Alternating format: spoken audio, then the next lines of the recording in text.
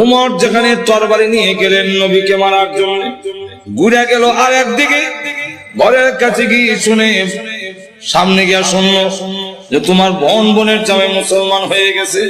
সেখানে গিয়া যখন ঘরের সামনে দাঁড়াইছে, শুনে ঘরের ভিতর থেকে কোরআনের আওয়াজ আসে। হ্যাঁ, কিসের আওয়াজ? আস্তে আস্তে পড়তেছে, আউযু বিল্লাহি। আমি বানাইছি মানুষ, এই মানুষ যদি আমার সাথে বিয়াদবি করে, আমাকে গালি দেয়, আমার বিরুদ্ধে বলে, এত আঘাত লাগে না। কিন্তু আমার নবীকে যদি কেউ কিছু কয়, আমি আল্লাহ বরদাস্ত করি না। আমার নবীর বিয়াদব আমি আল্লাহ ছাড় দেই না। আমার নবীর গায়ে আঘাত করলে আমার কষ্ট লাগে। সে পাথর নিয়ে আপনাকে মারতে এসেছে, এই জন্য আমি আল্লাহ আয়াত নাযিল করে জানায়া দিলাম। নবীজি এখন বদদুয়া করেন, আল্লাহ তোমার কুকুর সমূহ থেকে একটা কুকুরের উপরে মুসাল্লাত করে দাও, চড়ায়া দাও। আল্লাহ আবু লাহাবের ছেলে উতবার উপরে তুমি কুত্তা লাগায়া দাও। আল্লাহ নবীর দোয়া হোক, বদদুয়া হোক, জবান থেকে বের হতে দেরি হয়, আল্লাহর দরবারে তা কবুল হইতে একটা মিনিট দেরি হয় না।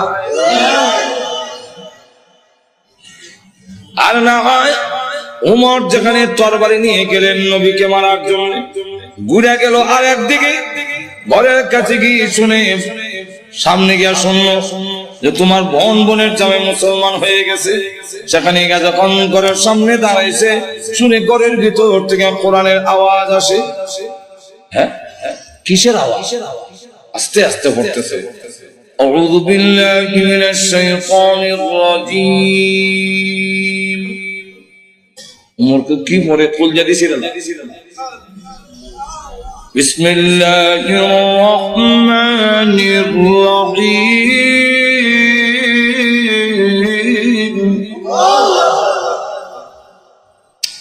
এই করকে আওয়াজ হইল না, ফাতেমা কাহা আজরাইল দরজা খুলছে। আর পড়ায় যে হযরত খাব্বাব রাদিয়াল্লাহু, তিনি দরজার আড়ালে লুকাইয়া গেল। আল্লাহ লা ইলাহা ইল্লাল্লাহ।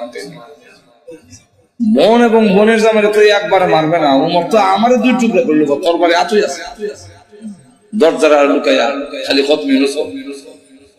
উমর ঢুকে তার বোনরে দিল এক থাপ্পড়, বোনের জামাই থাপ্পড় খাইয়া উল্টে গিয়ে বসছে।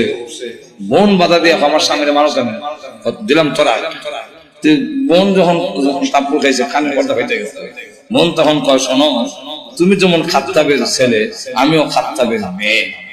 তুমি জানো না ইমান এমন এক জিনিস, এটার মধ্যে যত চাপ দেওয়া যায় তত এটার স্ত্রী।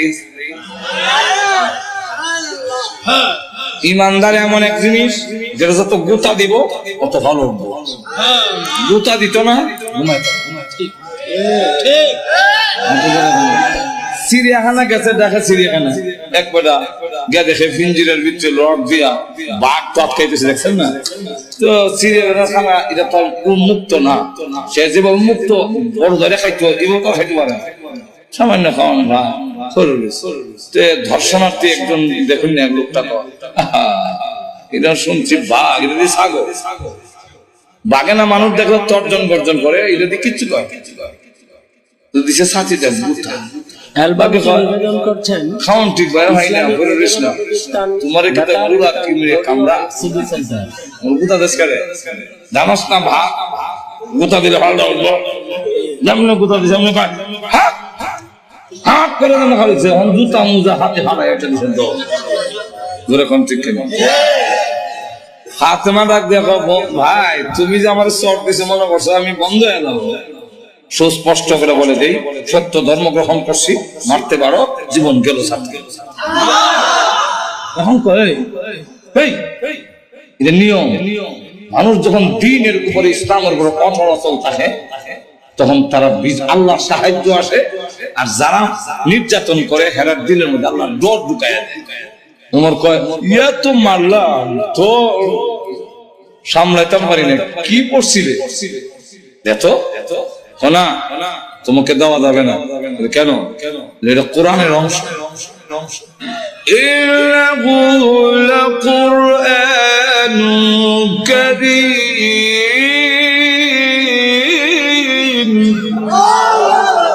في كتاب مكنون لا يمسه إلا المطهرون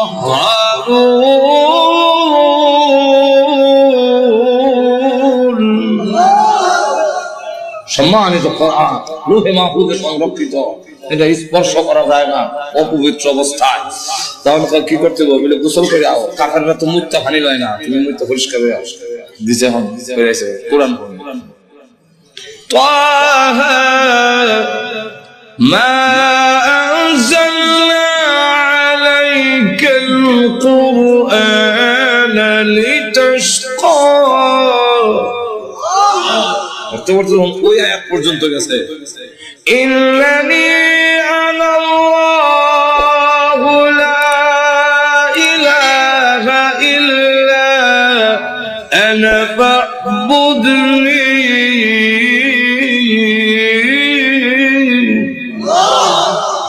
দেখে চোখ থেকে ভারী নহর সাল্লাল্লাহু এমনি ডাক দেখাবো আমার মোহাম্মদের দরবারে নিয়ে আসল। তো পর্দার আড়ালে যিনি লুকাই আছেন দরজার আড়ালে, মনে হতো ঘটনা কোন আমার উদ্দেশ্য না, ঘটনা করে তো এইটার মধ্যে 1 ঘন্টা দিব, ঘটনা হওয়ার উদ্দেশ্য না, উদ্দেশ্যটা হইলো ওই কথাটা বুঝে মেলে গা দরজার আড়াল থেকে আমরা কয় আর লুকাই থেকে লাভ নাই, তখন বুঝে লেছি উমর মারত। তো সংবাদটা আমি আগে দিলাই, কারো সুসংবাদ আগে দিতে একটা মনের মধ্যে একটা আনন্দ পাওয়া যায়, তো আমি আগে দিলাই। এমনি দরজার বাইরে থেকে আড়াল থেকে বেরিয়ে কয় তাদেরকে কোরআন শরীফ আমি পড়াচ্ছি।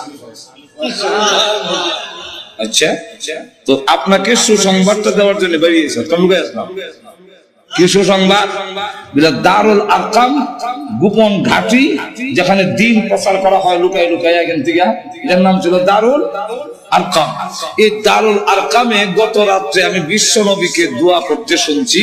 আল্লাহ রাসূল বলছেন আল্লাহুম্মা আইজ্জিল ইসলামা বিআহাদিল উমরাইন, আল্লাহ দুইটা ওমর থেকে একটা ওমর ইসলামের ভিতরে এনে ইসলামের শক্তিশালী করে দাও। একটা হলো ওমর ইবনুল খাত্তাব, আর একটা হলো ওমর ইবনে হিশাম, যার টাইটেল হলো আবু জাহেল, আগে ছিল আবুল হাকাম, এর নাম ওমর, আর এই আমিরুল মুমিনিন ওনার নাম ওমর। আল্লাহ রাসূল বলে এই দুইটা ওমর থেকে একটা ওমর আমারে দাও। আল্লাহ রাব্বুল আলামিন মনে হয় গত রাত্রের রাসূলের দোয়াটা তোমার বেলায় কবুল হয়ে গেছে। কথাটা বুঝলেন? তো রাসূল দোয়া করতে দেরি হয়, বদদুয়া হোক এরকম। তো এই অবস্থায় দোয়া যখন বদদুয়া হোক আর দোয়া কবুল হয়ে যায়, রাসূল যখন কইয়া দিলেন কুকুর সমূহ থেকে একটা কুকুর ছড়াইয়া দাও, এখন দেখেন কি হয়।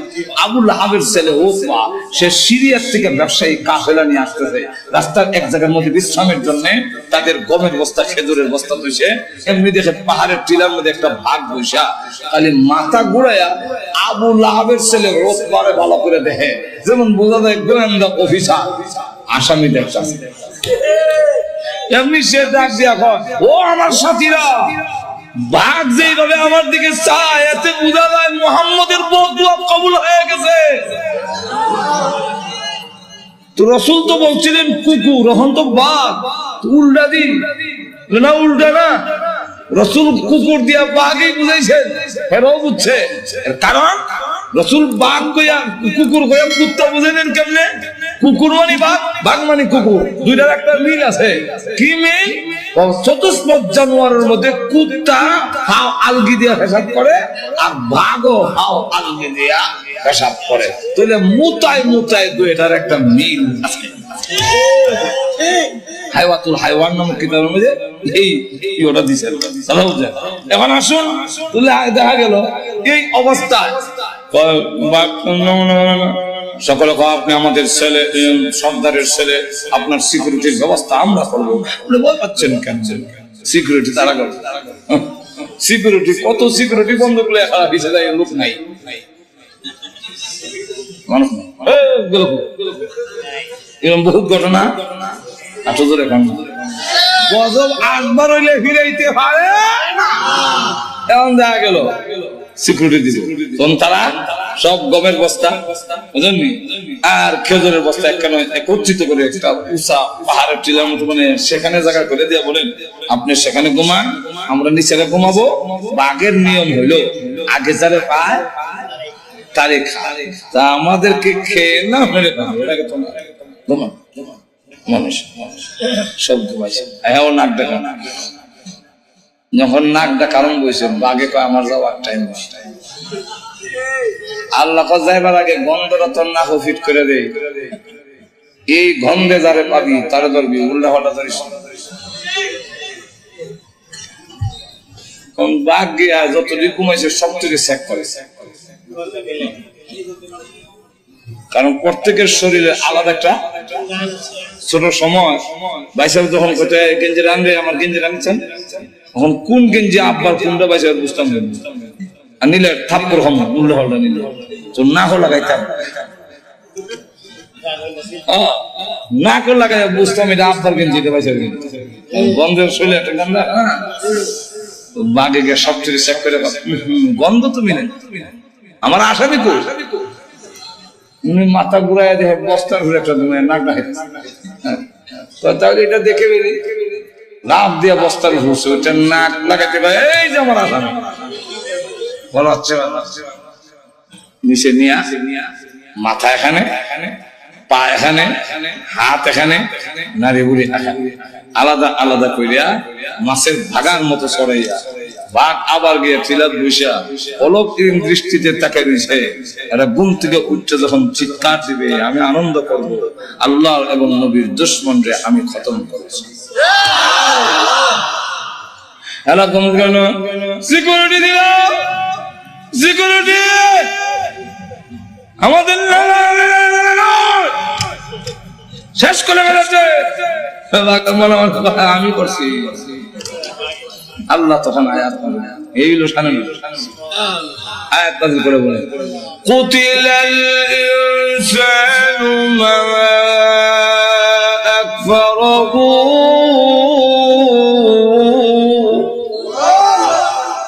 মানুষ ধ্বংস হয়েছে নি, আর তো ধরে কম রক্ষা করতে পারছে। আপনি আমিও ধ্বংস হব মরণের সময়, কেউ আমাদের রক্ষা করতে আর তো ধরে কম